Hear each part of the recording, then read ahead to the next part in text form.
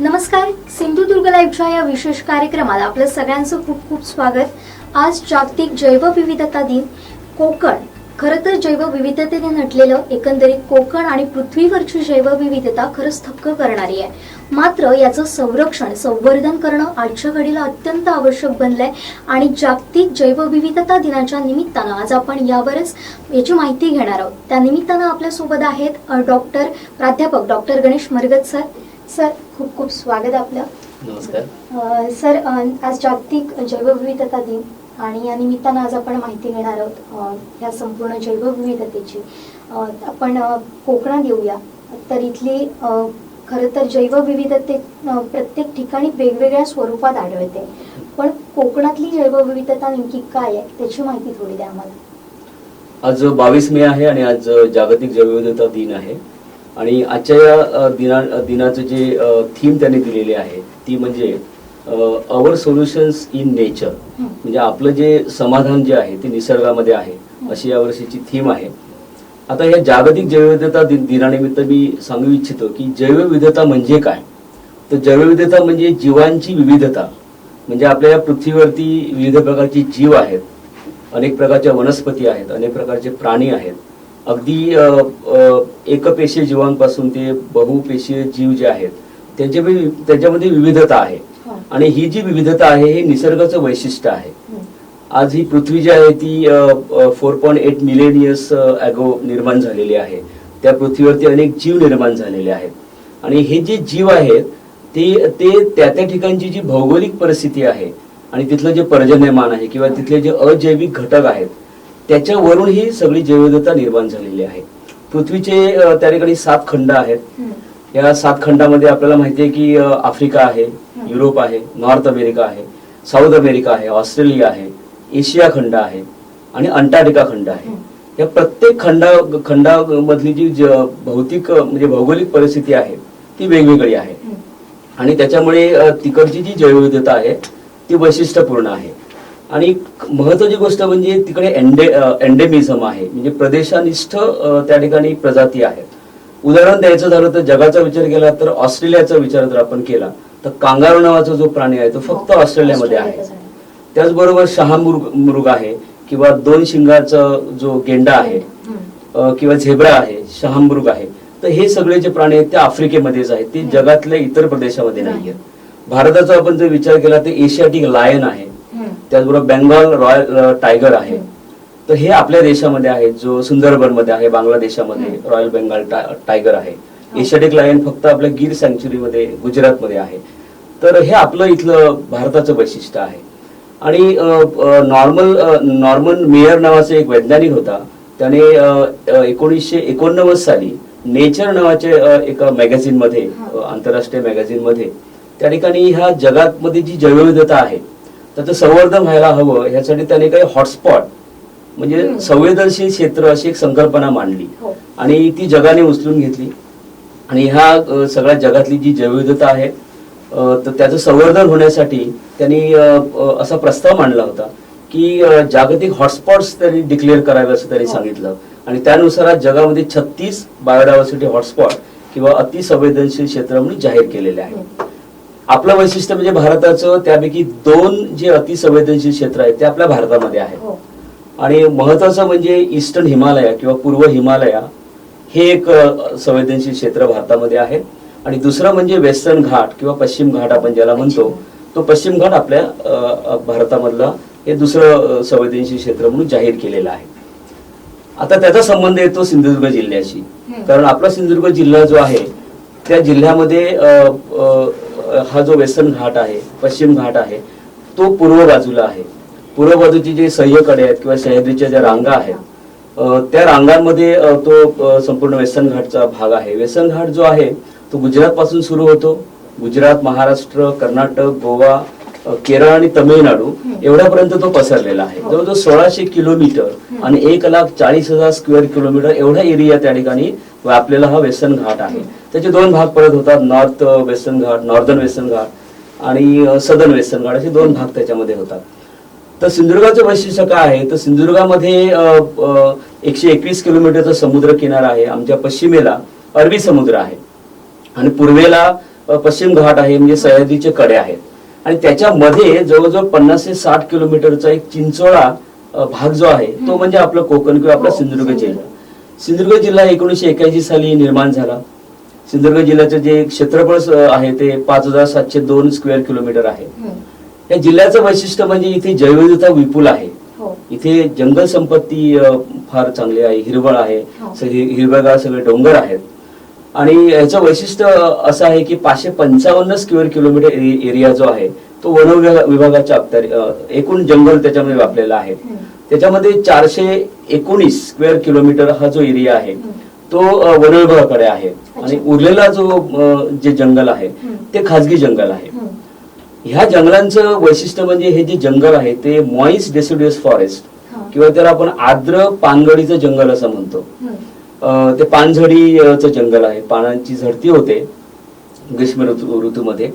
आणि त्याच्यानंतर ह्या जंगलांचं वैशिष्ट्य म्हणजे इथे विविधता प्रचंड आहे, एंडेमिझम आहे, प्रादेशिक वनस्पती आणि प्राणी ह्या जंगलामध्ये विपुल प्रमाणामध्ये आहे. आपण सिंधुदुर्गाचा जर विचार केला तर अरबी समुद्र जी आपली कोस्टल आपला जो 121 किलोमीटरचा एरिया आहे तिकडे विविधता आहे. आपण मालवणमध्ये बघितलं तर तिकडे प्रवाळांची बेटं आहेत. सिंधुदुर्ग किल्ल्याच्या सभोवताली तिथे कोरल्स आहेत. ते बघायला लोक आज जगामधून येतात, आपल्या भारत देशामधून तिकडे लोक बघायला येतात. तिथे स्नॉकलिंग करतात, स्कुबा डायव्हिंग करतात आणि ते प्रवाळांची बेटं ते लोक बघायला येतात. त्याच्याच बरोबर आपण आंबोली आहे. आंबोली हे जवळजवळ 2300 फूट एवढ्या उंचीवर समुद्र सपाटीपासून आहे. आणि तिकडची त्या ठिकाणची जी जैवविविधता आहे ती अतिशय समृद्ध जैवविविधता आहे. आता पावसाळा जवळ येत चाललेला आहे, त्यामुळे आंबोलीमध्ये पर्यटकांचं प्रमाण खूप वाढणार आहे. कारण खूप मोठ्या प्रमाणामध्ये पाऊस असतो. त्याचबरोबर तिकडे बेडकाच्या अनेक प्रजाती आहेत ज्या इतर ठिकाणी नाही आहेत. आणि त्यावर बरंच संशोधन झालं आणि वेगवेगळ्या म्हणजे ज्या माहिती नसलेल्याही अलीकडेच प्रजाती आहेत, त्याही सापडलेल्या आहेत. त्याचबरोबर सापांच्या प्रजाती अनेक प्रकारच्या आहेत. त्याचा अभ्यास करण्यासाठी कीटक आहेत, त्याचं सस्तन प्राणी आहे, त्यांचा अभ्यास करण्यासाठी अगदी देश विदेशामधून लोक आंबोलीमध्ये त्या ठिकाणी येतात. त्याच्याच बरोबर भारतामधूनही पर्यटक येतात. अभ्यास करण्यासाठी येणारे पर्यटक वेगळे असतात, ते सुद्धा आंबोलीला निश्चितच भेट देतात. नंतरचं महत्वाचं वैशिष्ट्य म्हणजे सिंधुदुर्ग जिल्ह्यामध्ये जो तिलारी भाग आहे हा तिलारी भाग अतिशय समृद्ध भाग आहे. कारण तिलारी मध्ये 3 राज्य त्या ठिकाणी एकत्रित झालेले आहेत. 3 राज्यांची टोकं आहेत. एक महाराष्ट्र राज्याचं शेवटचं टोक आहे, कर्नाटक तिकडून बाजूला आहे आणि तिकडे गोवा आहे. तर गोवा, कर्नाटक आणि सिंधुदुर्ग महाराष्ट्र असं 3 राज्यांचा संगम तिथे झालेला आहे. त्यामुळे तिथलं जे जंगल आहे ते मॉइस्ट डेसिड्युअस फॉरेस्ट बरोबर कर्नाटकामध्ये आणि गोव्यामधले जे सदाहरी जंगलातली जी काही झाडं आहेत त्याचं मिक्सिंग तिथे झालेलं आहे. आणि त्याच्यामुळे तिलारीचं वैशिष्ट्य असं आहे की त्या जंगलामध्ये वाघाचं अस्तित्व आहे ते सिद्ध झालेलं आहे. कारण म्हादेई जी सँक्च्युरी आहे गोव्यामधली त्याला ते लागून असल्यामुळे तिकडे वाघांचं अस्तित्व सिद्ध झालेलं आहे. आणि तो जो कॉरिडॉर आहे त्या वाघांचा जो कॉरिडॉर आहे आणि सह्याद्री प्रकल्प जो आपला आहे कोयना नगर चांदोली अभयारण्य पर्यंत जो पसरलेला आहे.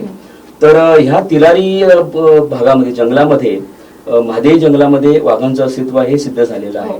त्याच्याच बरोबर महाराष्ट्रामध्ये न सापडणारे असे काही वैशिष्ट्यपूर्ण प्राणी आहेत ते तिलारीच्या जंगलामध्ये सापडतात. उदाहरणार्थ किंग कोब्रा आहे, तो तिलारीच्या जंगलामध्ये सापडल्याची नोंद झालेली आहे. उडणारे सरडे त्या जंगलामध्ये आहेत, उडणारे साप त्या जंगलामध्ये आहेत.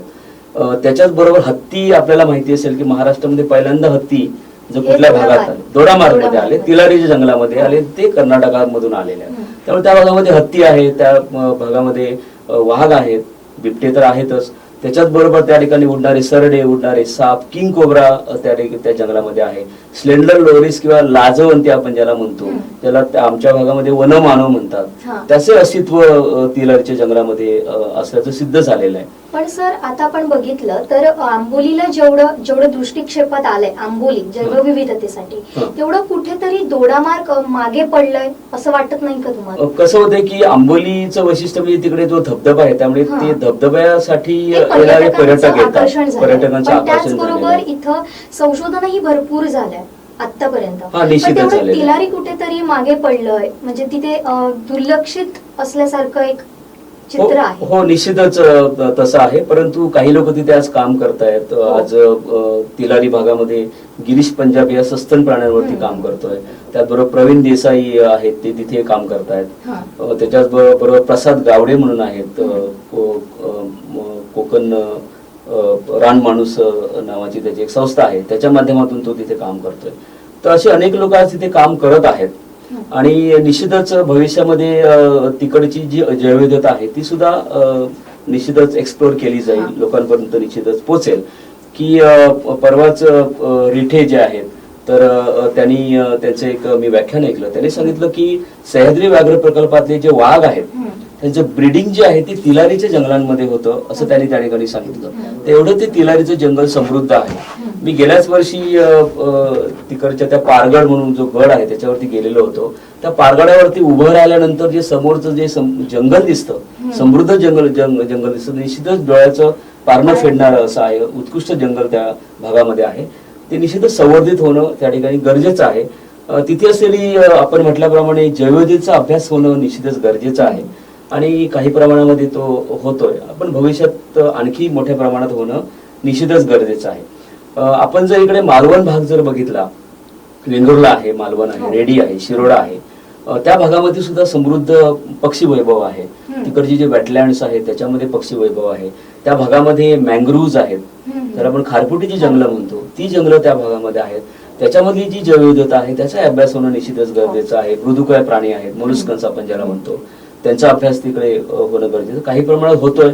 BNHS जे आहे, बॉम्बे नॅचरल हिस्टरी सोसायटीचे डायरेक्टर आहेत, डॉक्टर दीपक आपटे आहेत, ते तिकडे अभ्यास करतायत. रेश्मा पितळे आहेत, त्या तिथे अभ्यास करतात. कालच मी एक कार्यक्रम बघितला, त्याच्यामध्ये चेतन राव जो आहे त्याने मालवणमधल्या समुद्री सापांवरती अभ्यास केलेला आहे. तर इकडे काही लोक अभ्यास करतायत, बाहेरून येऊन करतात. निश्चितच लोकल लोकांनी अभ्यास करणं गरजेचं आहे. तोच माझा प्रश्न होता पुढचा खरं तर, की आता आपण पाहिलं तर आपली एवढी समृद्ध जैवविविधता आहे कोकणची खरं तर, पण इथं शक्यतो बाहेरून म्हणजे परदेशातून लोक येत आहेत, ती अभ्यास करतायत. अगदी मुंबई पुणे ह्या भागातून लोक येत आहेत, ती अभ्यास करतात. पण स्थानिक काही अपवाद वगळले, आता तुम्ही मगाशी नावं घेतलीच आहेत, पण काही स्थानिक वगळले तर इथे स्थानिक पातळीवर काम करताना खूप कमी काम होतंय असं वाटत नाहीये का तुम्हाला? किंवा ते होण्यासाठी कोणते उपाययोजना होणं गरजेचं आहे? निश्चितच जिल्ह्यामध्ये जी लोकल जे विद्यार्थी आहेत किंवा इथे शिकलेले जे विद्यार्थी आहेत त्यांनी याच्यामध्ये इंटरेस्ट घेऊन ते काम करणं अत्यंत गरजेचं आहे. 2005 साली ज्यावेळी जिल्ह्यामध्ये आलो, मुंबईतून जिल्ह्यामध्ये आलो, त्याच्यानंतर खूप बदल झालेले मला दिसले ह्या संदर्भामध्ये. तर त्यावेळी फार काही लोक काम करत नव्हते, परंतु आज मालवणमध्ये चंद्रवदन कुडाळकर आहेत, त्याच कुठेतरी पक्ष्यांचा त्या ठिकाणी अभ्यास करतायत. त्याच्याबरोबर डॉक्टर सारंग कुलकर्णी आहेत, ते तिकडे प्रवाळांवरती काम करतायत, समुद्री जीवांवरती तिकडे काम करतायत. BNHSच्या माध्यमातून तर काम त्यांचं चालूच आहे. UNDPचे अनेक प्रोजेक्ट्स त्या ठिकाणी आलेले आहेत त्या किनारपट्टीवरती. मँग्रोव्ह सेल आहे, महाराष्ट्र मँग्रोव्ह सेल, त्याच्या अनुषंगाने काही प्रोजेक्ट तिकडे राबवले जात आहेत. तर तिकडे त्या पद्धतीने काम होतंय. पण लोकल लोक निश्चितच कमी दिसत आहेत. परंतु जर थोडंसं आपण बघितलं तर प्राध्यापक नागेश दप्तरदार आहेत, ते देवगडमध्ये आज काम करतायत, चांगल्या प्रकारे काम करतात. डॉक्टर मंगेश जांभळे आहेत, जे कुडाळ महाविद्यालयाचे आहेत, तर ते त्या ठिकाणी पक्ष्यांवरती काम करतायत. त्याच्याच बरोबर सावंतवाडीमध्ये धीरेंद्र होळीकर आहेत, ते पक्ष्यांवरती इथे काम करतात सावंतवाडीमध्ये. त्याच्याच बरोबर आंबोलीमध्ये काका भिसे आहेत, ते उभयचर प्राण्यांवरती काम करतायत. त्याचबरोबर हेमंत ओगले आहेत, ते फुलपाखरांवरती काम करतायत. आणि डॉक्टर वरदगिरी आहेत, जे BNHSचे सायंटिस्ट राहिलेले आहेत, ते आंबोलीमध्ये काम करतायत. डॉक्टर गुरुराजा KB म्हणून आहेत, तर ते बेंगलोरला असतात, IISc बेंगलोर, तर ते येऊन तिथे काम करतायत. तर अशा पद्धतीने काम चालू आहे. इकडे प्रवीण सातोसकर म्हणून आहे बांद्यामध्ये, तो तिकडे काम करतोय. तर अशी काही लोक आज निश्चितच या जिल्ह्यामध्ये काम करतायत. परंतु जर जिल्ह्याचं आणि हे जैवविविधतेचा विचार केला तर निश्चितच कमी प्रमाणात आहे आणि मला निश्चितच गरज वाटते. त्याचं कारण असं आहे की आज अनेक प्रदूषणकारी प्रकल्प येऊ घातलेले आहेत आणि त्याच्या माध्यमातून प्रश्न असा निर्माण होतो की बऱ्याच वेळेला आंदोलन होतात, जैवविविधता नष्ट होणार असं म्हटलं जातं. पण नेमकी इथली जैवविविधता काय आहे त्याचा पूर्णपणे साकल्याने अभ्यास होणं गरजेचं आहे. आणि त्यासाठी इथले जे लोकल आहेत, इथले जो विद्यार्थी आहे, इथे जे शिकलेले लोक आहेत, तर त्यांनी त्याचा अभ्यास केला तर निश्चितच त्या ठिकाणी एखाद्या प्रकल्पाला विरोध करताना आमच्याकडे ही जैवविविधता आहे आणि ह्या प्रकल्पाच्या माध्यमातून ही जैवविविधता नष्ट होऊ शकते हे दाखवण्यासाठी जे पुरावे लागतात ते पुरावा गोळा करण्याचं काम या लोकल लोकांनी किंवा इथल्या स्थानिक लोकांनीच करणं गरजेचं आहे.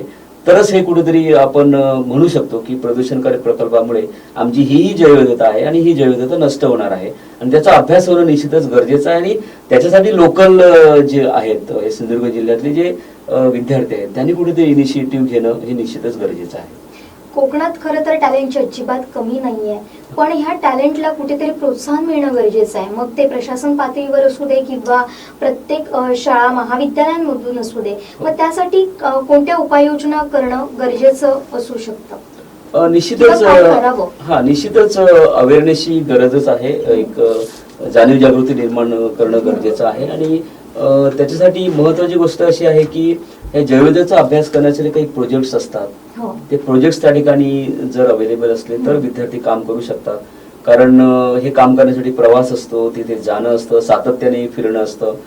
त्यासाठी जर काही असे प्रकल्प असतील तर प्रकल्पावरती निश्चितच मुलं काम करू शकतात. आणि मला असं वाटतं की ह्या विद्यार्थ्यांमध्ये जागृती करणं गरजेचं आहे. आपल्या जिल्ह्यामध्ये काय आहे आणि तसं पाहिलं तर आता हळूहळू जागृती व्हायला लागलेली आहे. आता तरुण वर्ग जो आहे तो अगदी चांगल्या पद्धतीने यायला लागलेला आहे, या जैवविविधतेचा अभ्यास करायला लागलेला आहे. फोटोग्राफर्स काही निर्माण झालेले आहेत, त्यात फोटोग्राफी करतायत, ते भाग घेत आहेत त्या गोष्टीमध्ये. तर मला निश्चितच चित्र सकारात्मक वाटते की भविष्यामध्ये ह्याचा अभ्यास करणारी लोकल मुलं तयारच होतील.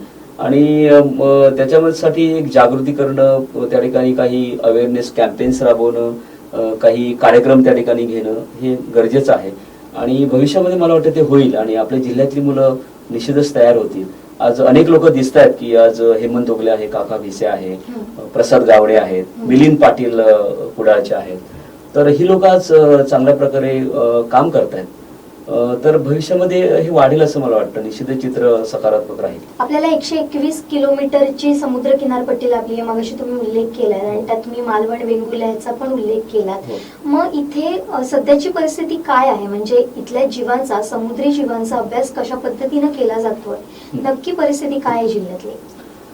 आज जिल्ह्यामध्ये 121 किलोमीटरचा समुद्र किनारा आपण म्हटलं. आज अगदी देवगड पासून ते रेडी पर्यंतचा जो समृद्ध किनारा आहे. आणि मी मगाशी सांगितलं तुम्हाला की प्रवाळांची बेटं आहेत, विविध प्रकारचे मासे आहेत, समुद्रातले मासे आहेत, खारफुटीची जंगलं आहेत, तिथे विविध प्रकारची प्रजाती आहेत, खारफुटींच्या प्रजाती आहेत.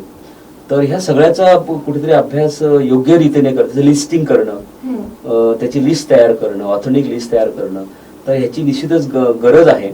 आणि काही लोक मी म्हटल्याप्रमाणे आज काम करत आहेत. अगदी BNHS, UNDPच्या प्रोजेक्टसाठी लोक काम करत आहेत. पण भविष्यामध्ये त्याचं प्रमाण वाढायला हवं असं मला निश्चितच वाटतं. आणि इथला जो तरुण आहे, इथे जे बॉटनी आहे, झोलॉजी आहे किंवा जे आहेत त्या विद्यार्थ्यांनी कुठेतरी त्याच्यामध्ये इनिशिएटिव्ह घेणं, काम करणं गरजेचं आहे. आणि भविष्यामध्ये ते घेतील असं मला त्याच्याबद्दल खात्री वाटते.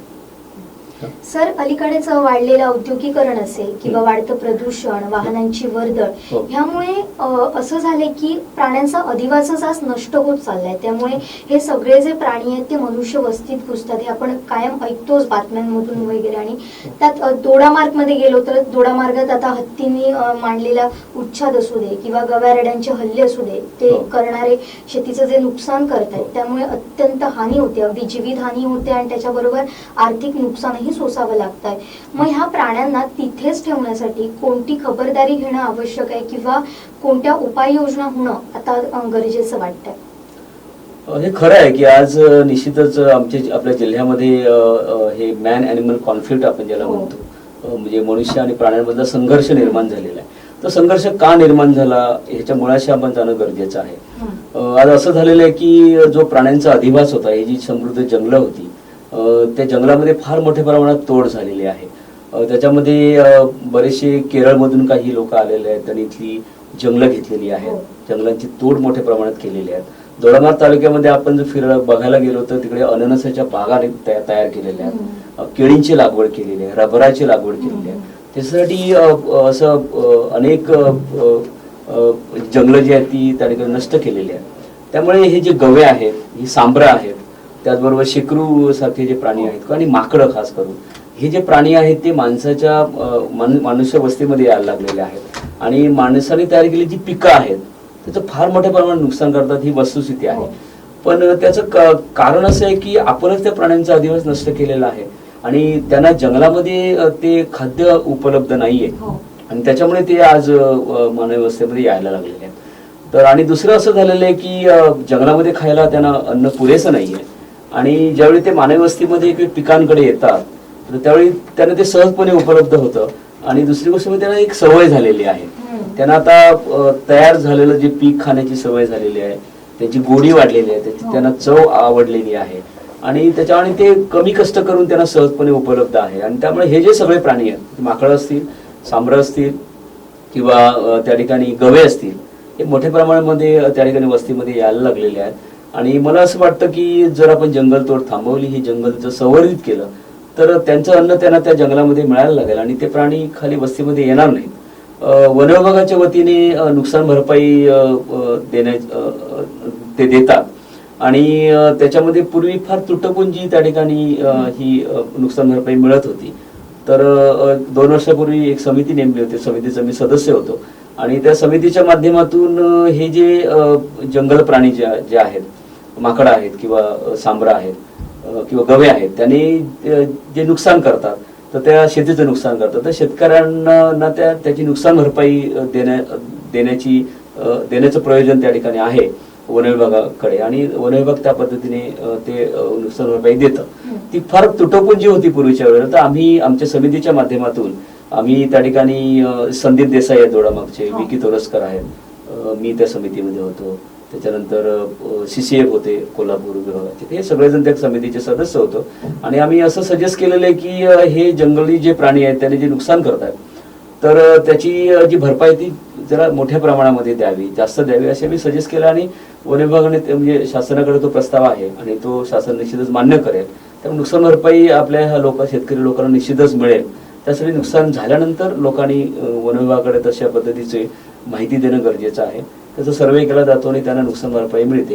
तर हे मॅन ॲनिमल कॉन्फ्लिक्ट हे सगळीकडेच आहे, कारण आज प्राणी हे वस्तीमध्ये यायला लागले. आज बिबट्यांचा फार मोठा उपद्रव सुरू झालेला आहे, कारण जंगलामध्ये त्यांना लागणारे जे भेकर आहे, सांबर आहे, जे छोटे प्राणी आहेत, तृणभक्षी प्राणी आहेत, त्यांची संख्या कमी झाल्यामुळे आज बिबटे हे मानवी वस्तीत यायला लागले. ते बऱ्याच वेळा मी आजच पेपरमध्ये वाचलं की विहिरीमध्ये पडून बिबट्याचा मृत्यू झाला. तर असे बिबटे हे मानवी वस्तीमध्ये येतात. त्याचं कारण म्हणजे आपल्याकडे जे कुत्रे असतात ते कुत्रे त्यांना सहजपणे उपलब्ध होतात या मानवी वस्तीमध्ये. त्यामुळे ते कुत्र्यांच्या शोधामध्ये, भक्ष्याच्या शोधामध्ये बिबटे मानवी वस्तीमध्ये येतात आणि बऱ्याच वेळा मग ते ऍक्सिडेंटली त्या विहिरीमध्ये वगैरे पडतात आणि त्यांचा मृत्यू होतो. तर त्याची पण एक भीती माणसामध्ये निर्माण झाली. बिबट्याचा वावर वाढलेला आहे, हे सगळे प्राणी येत आहेत, ही वस्तुस्थिती आहे. पण त्याला जबाबदार आपणच आहोत, कारण आपणच त्यांचा अधिवास नष्ट केला, जंगल नष्ट आपण करतोय. तर ते जर आपण संवर्धित केलं तर निश्चितच भविष्यामध्ये हे प्राणी कमी येतील, माणसाच्या पिकांची नुकसान तेवढं करणार नाही. सर, तुम्हीही जैवविविधतेवर भरपूर काम केलंय, आम्ही हे ऐकलंय बऱ्याचदा. तर तुमचे असे अनुभव काही असतील तर तेही आमच्या दर्शकांना सांगा. निश्चितच आम्ही पक्ष्यांवरती इथे मोठ्या प्रमाणावर काम करतो. सिंधुदुर्ग जिल्ह्यामध्ये जे पक्षी वैभव आहे त्या पक्षी वैभवाचा अभ्यास जो आहे तो आम्ही गेली जवळजवळ 5 ते 6 वर्ष या ठिकाणी सातत्याने करतो. 2015 साली जे महाराष्ट्र पक्षी मित्र संमेलन होतं ते आम्ही सावंतवाडीमध्ये घेतलं. जिल्ह्यामध्ये पहिल्यांदाच महाराष्ट्र पक्षी मित्र संमेलन झालं आमच्या संस्थेच्या माध्यमातून. वाईल्ड कोकण नावाची आमची एक संस्था आहे, तर त्या माध्यमातून आम्ही घेतलं आणि त्यामुळे एक जागृती लोकांमध्ये निर्माण झाली. तर ते आम्ही इथे काम करतोय. इकडे आंबोलीमध्ये जे बेडूक आहेत किंवा त्या तिकडचे साप आहेत त्यांचा अभ्यास काही प्रमाणात चालू आहे. तर आम्ही आमच्या पद्धतीने खरेचा वाटा उचललेला, आम्ही थोडंफार काम करतोय, पण आणखी मोठ्या प्रमाणात काम निश्चितच होणं गरजेचं आहे. या सगळ्याला सर विद्यार्थ्यांचा प्रतिसाद कसा मिळतोय? विद्यार्थी नक्कीच इंटरेस्टेड आहेत, विद्यार्थ्यांमध्ये इंटरेस्ट आहे. फक्त काय होतं की त्याच्यातून अर्थार्जन निर्माण होणं गरजेचं आहे. नुसतं हॉबी म्हणून विद्यार्थी ते करू शकत नाही, कारण एकदा शिक्षण पूर्ण झाल्यानंतर त्याच्यातून जर कुठेतरी अर्थार्जन सुरू झालं तरच विद्यार्थी त्याच्याकडे वळू शकतो आणि ते कुठेतरी कमी पडतं. त्यामुळे विद्यार्थी तेवढा त्याच्यामध्ये हिरिरीने भाग घेत नाही. विद्यार्थी दशेमध्ये थोडाफार तो भाग घेतो, पण त्याच्यानंतर तो जॉबसाठी मग मुंबई म्हणा, पुणे म्हणा, बेंगलोर म्हणा अशा शहरांमध्ये जातो आणि मग तो ह्या जैवविविधतेला विसरतो. कारण जे काही ब्रेड अँड बटर जे हवं आहे ते त्याला त्या जैवविविधतेतून मिळत नाही आणि ती कुठेतरी त्रुटी निश्चितच आहे. हो, पण त्यासाठी प्रशासनाकडून काम होणं यावर फार गरजेचं आहे. मग तुमचं यावर काय मत आहे सर? प्रशासनाकडून काम होणं म्हणजे काय होतं, जे काही NGOज आहेत, बॉम्बे नॅचरल हिस्ट्री सोसायटी आहे किंवा त्या ठिकाणी असे काही NGOज असतात, नॉन गव्हर्नमेंटल ऑर्गनायझेशन्स, तर ते काही त्यांचे काही प्रोजेक्ट्स असतात. UNDP आहे, मँग्रो सेल आहे, यांचे काही प्रोजेक्ट्स असतात किंवा सेकॉन आहे, सलीम अली इन्स्टिट्यूट आहे जे पक्ष्यांवरती काम करतं. असे जे इन्स्टिट्यूट्स आहेत तर त्यांचे काही प्रोजेक्ट्स असतात, ते जर अवेलेबल झाले तर त्याच्यावरती ही मुलं निश्चितच काम करू शकतात आणि त्याच्यातून त्या प्रोजेक्ट्सवरती काम करण्याचं अर्थार्जन होऊ शकतं आणि त्यांची जी हॉबी आहे काम करण्याची ती पूर्ण होऊ शकते. तर निश्चितच मला असं वाटतं की ह्या विद्यार्थ्यांनी हे जे काही NGOज आहेत त्याला संपर्क करून त्याच्या माध्यमातून काही प्रोजेक्ट्स अवेलेबल आहेत का हे बघणं गरजेचं आहे आणि त्याच्यावरती काम करणं गरजेचं आहे. वैशिष्ट्य असं आहे की प्रोजेक्ट्स अवेलेबल असतात पण पूर्ण झोकून देऊन काम करणारे विद्यार्थी नसतात. हा प्रश्न त्या ठिकाणी फार मोठा आहे. BNHS कडे खूप व्हेकन्सी असतात, परंतु प्रश्न असा होतो की तेवढं डेडिकेशनने काम करणारे किंवा झोकून देऊन काम करणारे किंवा स्वतःहून इनिशिएटिव्ह घेऊन काम करणारे विद्यार्थी नसतात किंवा आपल्याकडे तसे नाही आहेत. तसे जर विद्यार्थी निर्माण झाले तर निश्चितच त्यांना याच्यामध्ये सुद्धा अर्थार्जन होऊ शकतं भविष्यामध्ये. सर, पुढचा मुद्दा आता आपण बघतोय की कोरोनामुळे संपूर्ण जग थांबलंय. माणसं आता घराच्या पिंजऱ्यातच अडकली असं म्हणायला आपल्याला काही हरकत नाही. त्यामुळे पक्ष्यांना, प्राण्यांना कुठेतरी मोकळीक मिळाली आहे. ते मुक्तपणे संचार करताना आपल्याला दिसत आहेत. मग हे दृश्य आपल्याला कोरोना नंतरही पाहायचं असेल तर ते पाहायला मिळू शकतं का? तुमचं काय मत आहे? आज निश्चितच कोरोना-19 ही जी महामारी आहे त्याच्यामुळे आज सगळं जग लॉकडाऊन मध्ये आहे. आपलं पूर्ण महाराष्ट्र आज लॉकडाऊन मध्ये आहे. सगळे घरात बसलेले आहेत, ही वस्तुस्थिती आहे. आणि ह्यावेळी असं चित्र दिसतंय की आज प्राणी जे आहेत ते रस्त्यावरती फिरताना दिसत आहेत. कारण कुठल्याही प्रकारचं त्यांना डिस्टर्बन्स नाहीये, सहजपणे ते फिरताना दिसत आहेत. आज दोडामार्गमध्ये हत्ती रस्त्यावरती दिसल्याचं आपण चित्र बघितलं. अनेक प्राणी आज फिरत आहेत.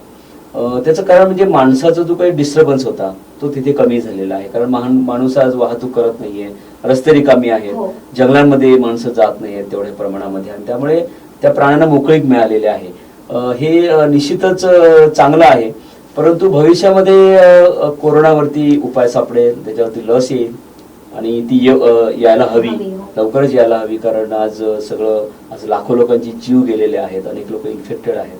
तर ह्या महामारीमुळे महामारीसाठी कुठेतरी औषध उपलब्ध होणं, लस उपलब्ध होणं ही आजच्या काळाची गरज आहे. आणि मला वाटतं पुढच्या काही काळामध्ये, महिन्यांमध्ये ती लसही उपलब्ध होईल आणि एकदा हे सगळं संकट दूर झालं की त्याच्यानंतर परत माणसाचा वावर त्या ठिकाणी सुरू होणार. प्रदूषणाची पातळी खाली आलेली आहे. त्या ठिकाणी एक निसर्गाच्या दृष्टीने बघितलं तर निश्चितच हे चांगलं आहे. आज वाहनं रस्त्यावरती नाही आहेत, कार्बन डायऑक्साईडचं प्रमाण कमी झालेलं आहे.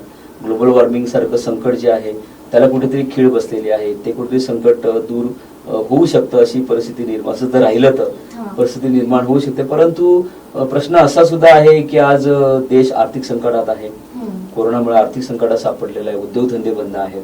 तर याच्यावरती उपाय सापडणं गरजेचं आहे. उपाय सापडल्यानंतर माणसं एकदा फिरायला लागतील, आपापली कामं करायला लागतील आणि तेही गरजेचं आहे.